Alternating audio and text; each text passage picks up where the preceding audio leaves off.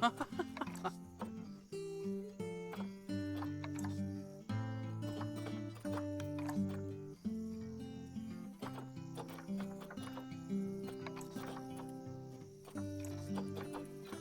Whoa.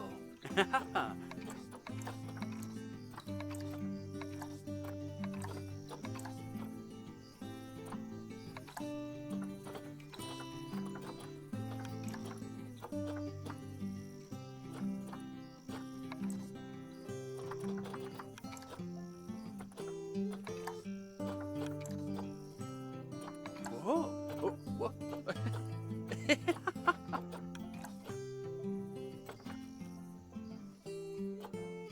Whoa.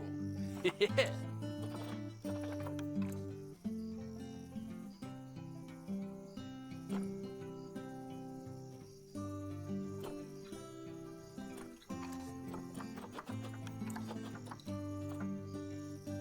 Oh. Oh. Yep.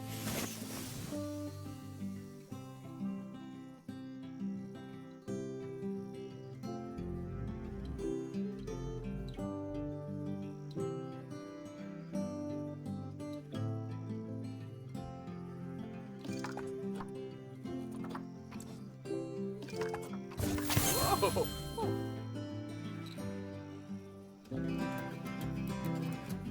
Yeah.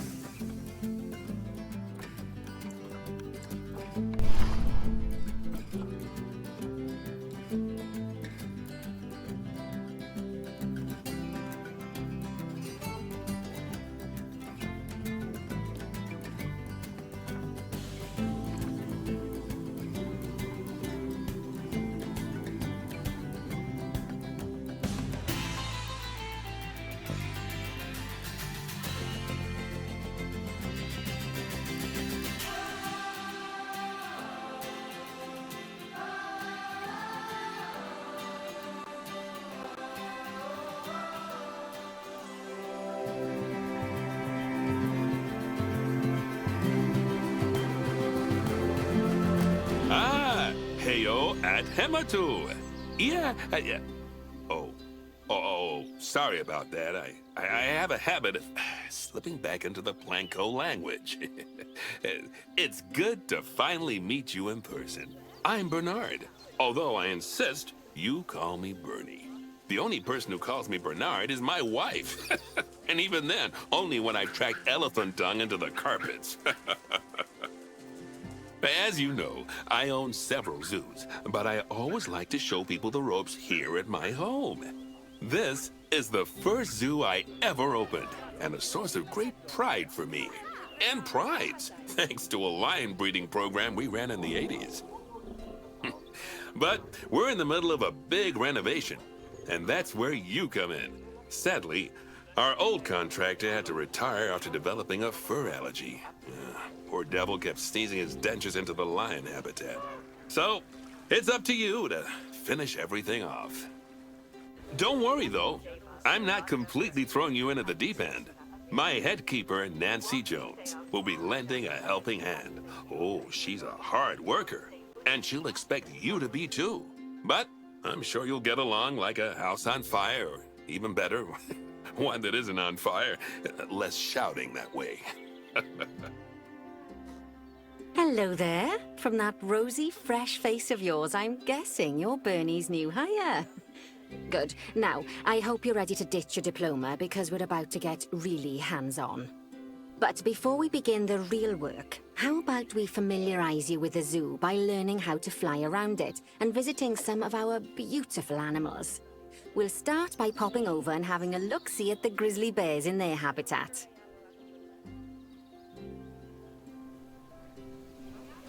Did you know that grizzly bears, also known as Ursus arctos horribilis, can hibernate for up to 7 months a year?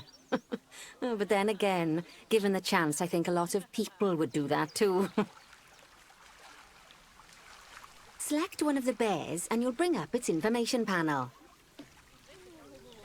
This is where you can find out all kinds of information about your animal, the most important thing being its overall welfare.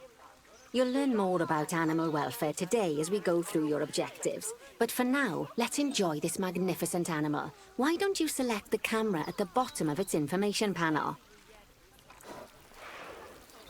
See now, this is a fantastic way to get a close look at your animals. You can also get this view of an animal by simply double-clicking on it. Okay, when you're ready, let's pop over to the other side of the zoo and take a look at the lions. I've marked their location for you to find.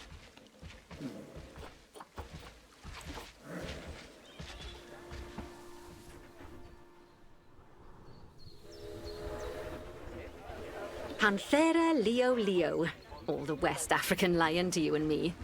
Lions are the most social of the big cats, and there can be as many as 40 lions in a pride, although prides of that size are pretty rare. As Bernie would say, those lions are awesome, which is precisely why I handle the training instead these days. Anyway, how about we get started on those objectives? Come on, let's head over to an empty habitat and see what needs doing there.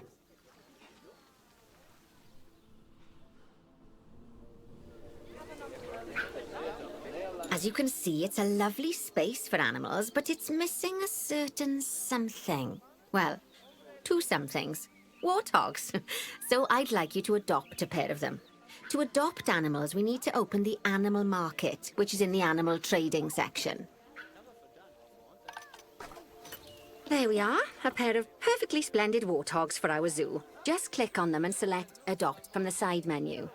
Normally the animal exchange would be full of animals, but I've emptied out the market while you learn how it works. The last thing I need is you accidentally ordering a dozen elephants.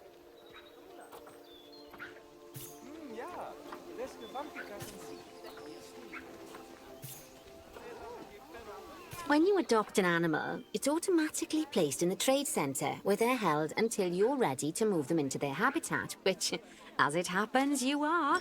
So how about you move them into their new home?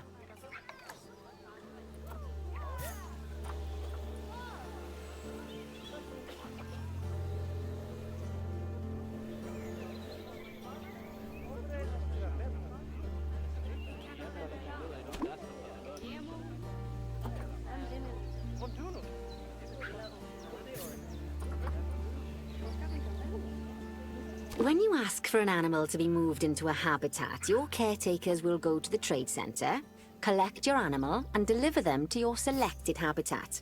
I've marked the trade center's location, so let's go and watch the caretakers in action.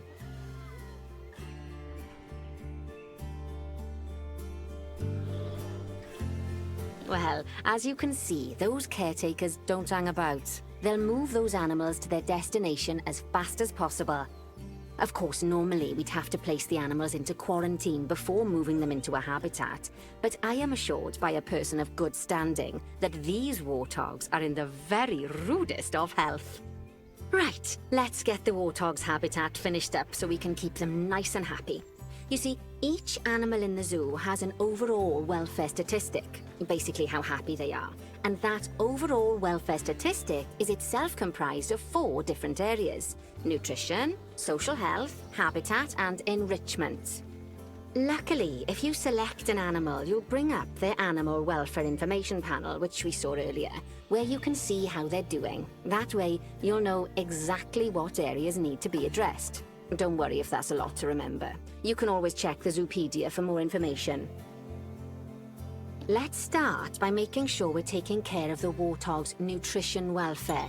To do this, we'll need to place a food station and a drinking station. Now, each animal requires a different type of feeding station. And for the warthogs, it's a small feeding trough. So let's add one of those and a water bowl.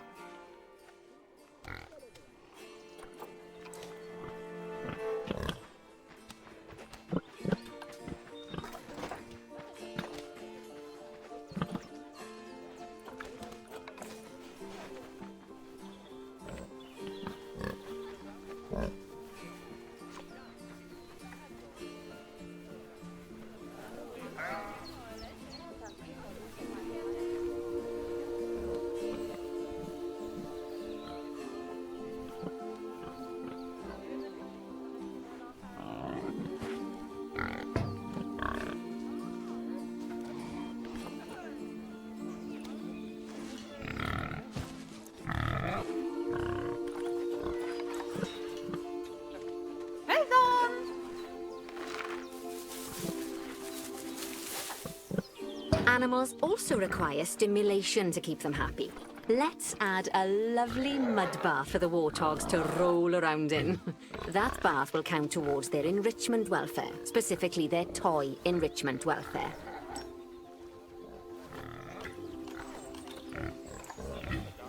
Oh, nice work. You've got a knack for this, I see. Now, our contractor had to leave in a hurry, so this place is in a fair old state. Unfinished thingamajigs and whatsits all over the shop. But the first thing we need to finish is the ostrich habitat. It's over near the hippos. Oh, before we actually start building our ostrich habitat, let's pause the game. Just click the pause button in the bottom right corner. Ah, that's more like it. A quick break. Sometimes it's a good idea to pause the game whilst you're doing something which requires your concentration, because it'll stop the zoo spinning out of control while you're looking the other way. Let's keep the game paused while we get this ostrich habitat built. Okay, job number 1 here is to add a habitat gate before we complete the barrier. Every habitat needs a habitat gate. After all, how else would the keepers get in and out? Just make sure it's hooked up to the path so the keepers can reach it.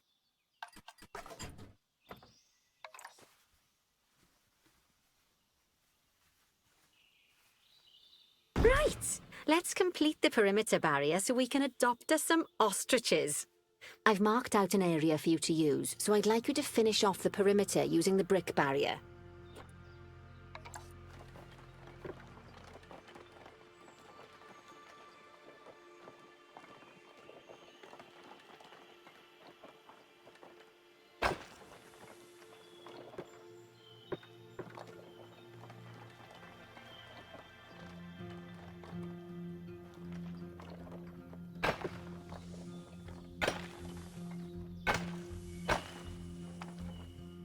Good work! Remember, before you can place animals in any habitat, it has to have a full loop of connected barrier. Now, you've probably noticed that guests can't actually see into this habitat at the moment. At least not without a stepladder. But seeing as they're banned, I'd like you to select a piece of barrier and swap out the brick for a glass barrier, so the guests can see in.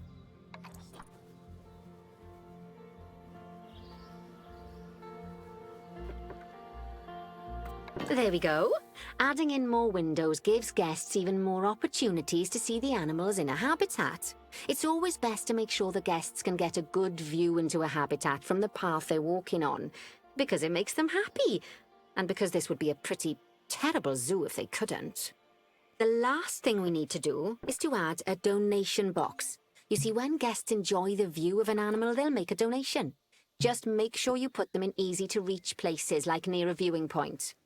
Donation boxes are one of the main sources of income for the zoo, so make sure you remember them.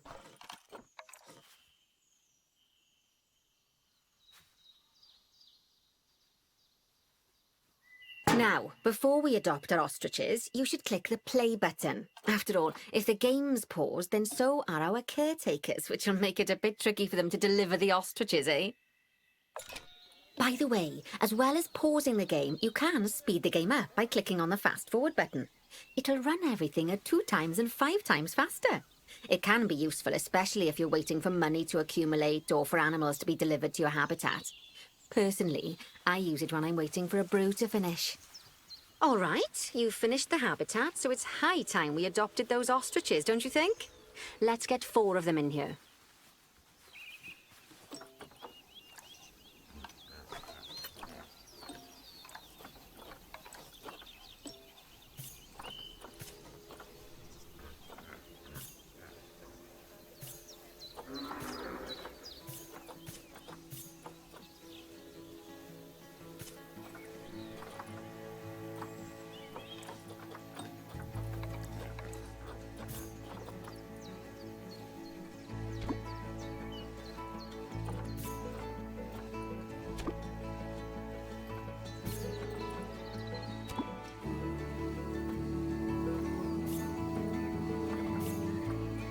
While we wait for them to be collected by the caretakers and brought to the habitat, you should get it ready for them. Add a suitable feeding station, water station, and an appropriate food enrichment item. It's often best to place things like enrichments and feeding stations near to the habitat perimeter, so guests can get a really good view of the animals.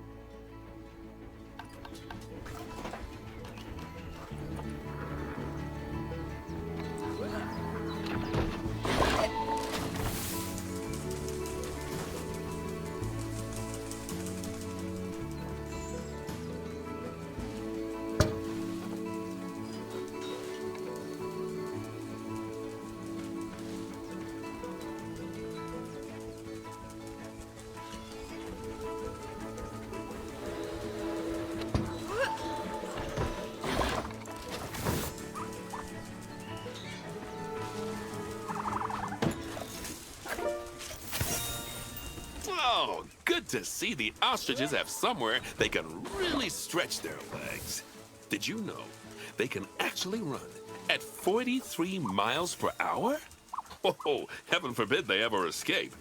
The speed camera fines alone would bankrupt us. Well, Bernie certainly seems impressed. Did he do his speed camera joke?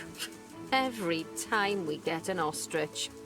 So, now we've made the ostriches' lives a bit better, let's do the same for the keepers, shall we? To make it easier for the keepers to feed the ostriches and hippos, we should build a new keeper hut.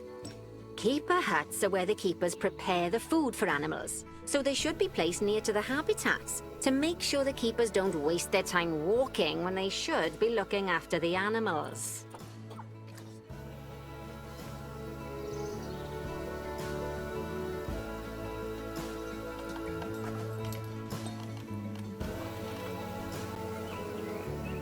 You'll need to rotate the keeper hut to get it to connect up to the path.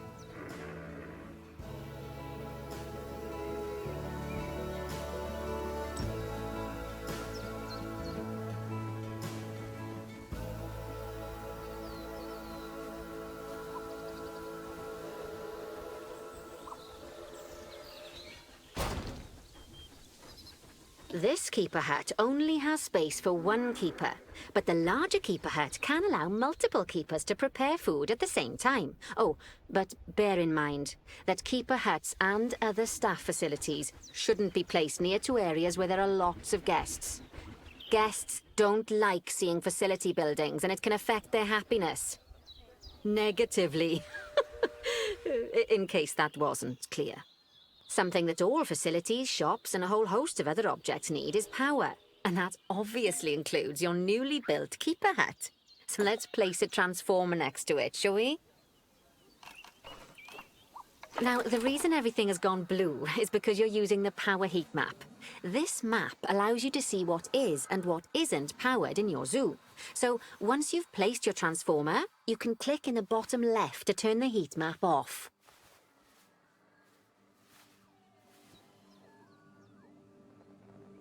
Lovely work. Now the keepers can start using the hut to prepare food, and thanks to where you've put it, they won't need to walk very far to deliver it to the ostriches and hippos. Let's get on to your next objective then. Bengal tigers. We want to adopt some, but I'm afraid there's nothing ready for them yet. Head on over to the plot of land I've marked out. It's not too far away. Righty, your next job is to build a habitat. From scratch. And concrete and glass, I expect. So, go ahead and build it. Just make sure that the habitat includes that big hole we've dug. Oh, and don't forget to add a habitat gate to the barrier. Oh, and make sure the guests will be able to see the tigers.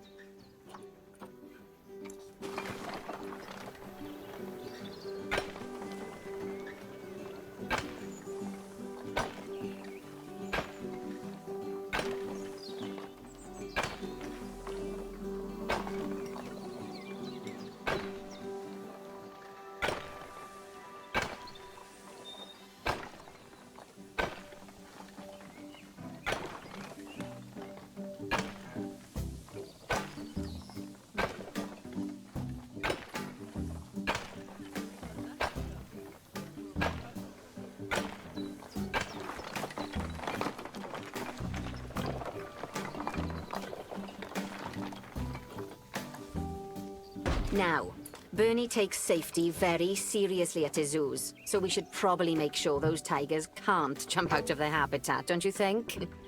The way we'll do it is by changing the height of the habitat's barrier. Okay then, you should start by double-clicking the habitat barrier, which will take you into barrier editing mode. Great. Now highlight the entire perimeter of the habitat. You can do that by clicking and dragging the barrier selection tool.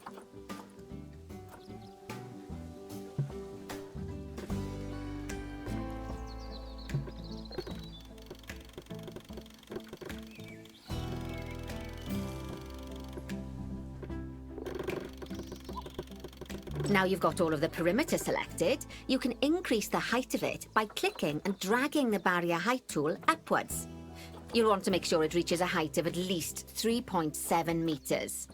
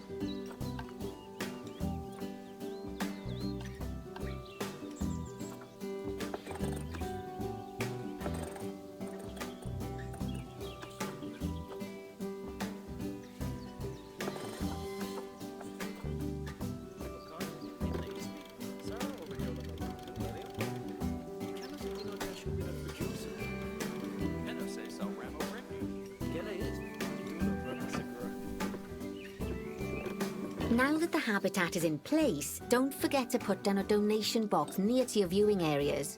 We need every dollar we can get. Especially as these tigers aren't exactly eating instant noodles for lunch. Okay, that's the habitat boundary complete, the habitat gate's in place, and most importantly, the tigers won't be able to jump out of it anymore. I think it's time we adopted those tigers.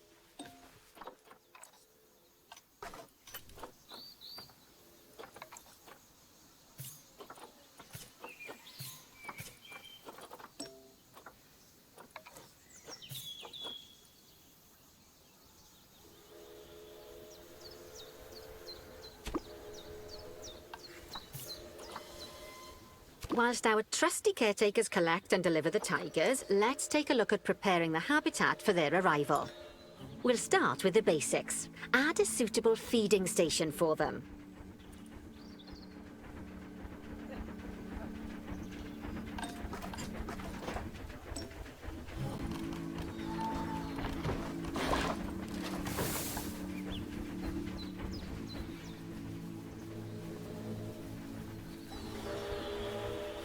This time, instead of adding a water bowl, let's try something different.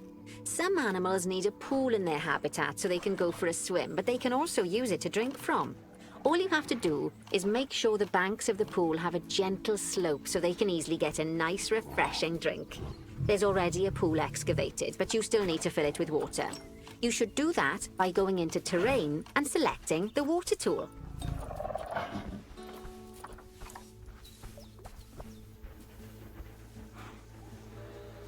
Yes, that'll do nicely. Of course, just like the warthogs and ostriches, these tigers will also need some enrichment. Why don't you add some suitable toy and food enrichment items into their habitat?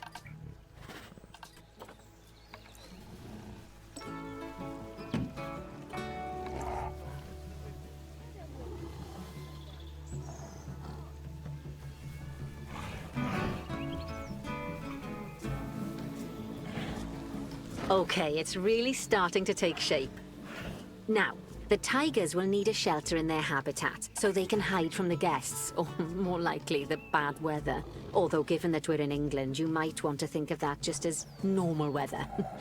Go on, add a shelter to their habitat. You can either build one from various suitable bits and bobs, or if you like, just pop down the blueprint that I've already built for you.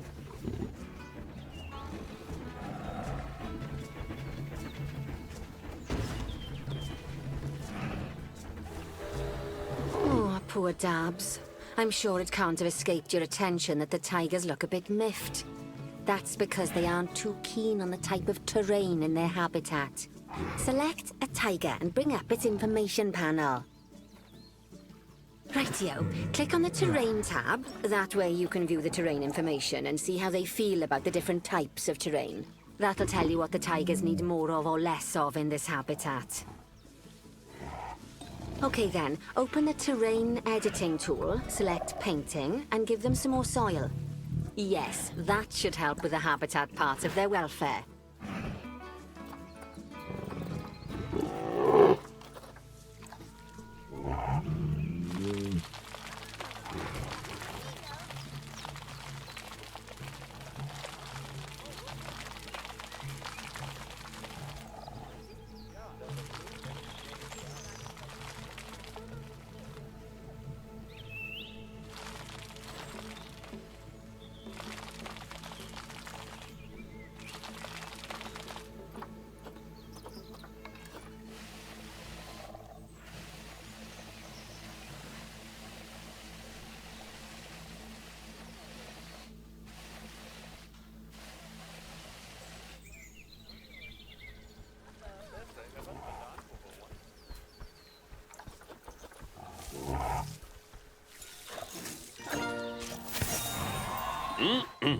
They say that good fences make good neighbors.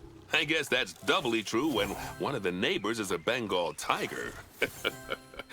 Still, those tigers look so happy that I doubt they'd leave, even if you did poke a hole in their fence.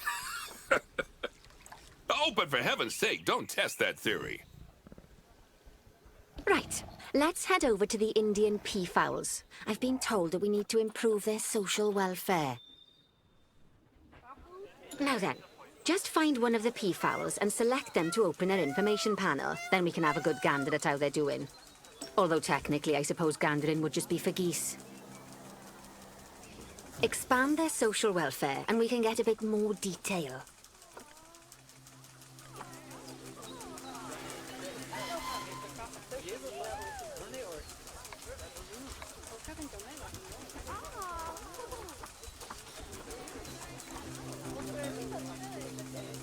Now, they've clearly got plenty of space and they're not stressed, but it looks like their social group isn't quite right. So let's find out more.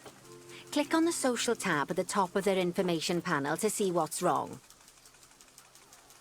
Right, as you can see, the peafowlers need their population to be larger. To solve this little problem, you'll need to adopt 3 more female peafowls. Off you pop to the animal market then.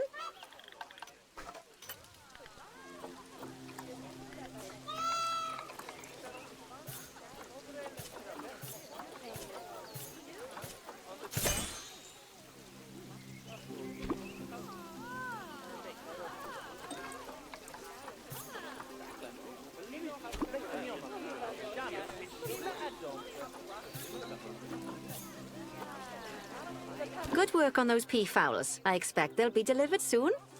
But sadly, it sounds like our snow leopard is a bit grumpy. Let's head over there and see what's wrong with her.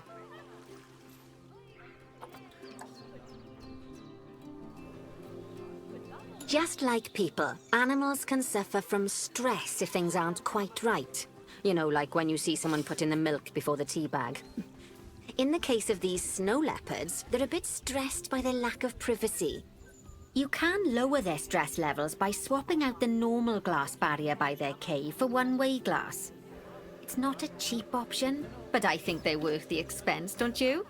This will give the snow leopards somewhere to go when they want to get away from the prying eyes of the guests.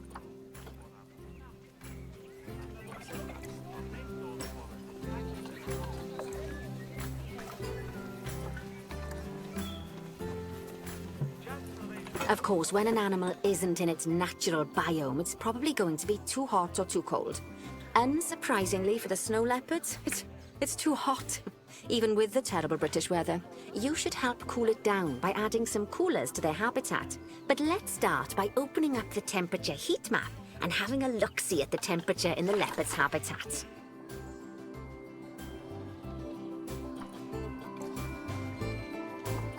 As you can see, we already have one cooler in there.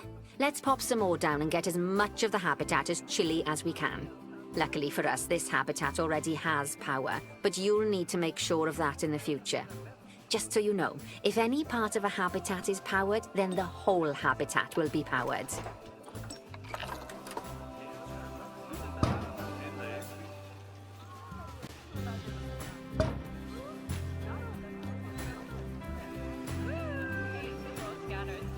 You can find heat maps for all sorts of helpful things, so do be sure to explore them and make good use of them.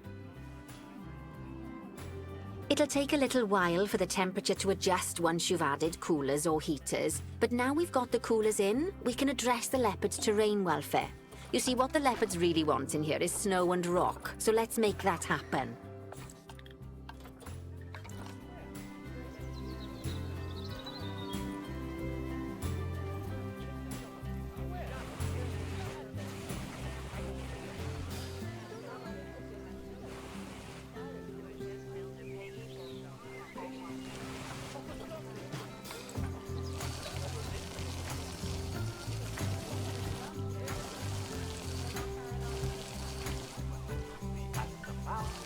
Now then, all of that should give you a pretty good understanding of how to make animals happy. So I'd like you to go and check on all the other animals in the zoo and fix up any issues with their habitats. That'll increase the average welfare of the animals across the whole zoo. And that average welfare is a very important statistic. Now, to quickly see how all your animals are doing in the zoo, you should go into Zoo Management and then into the Animals section.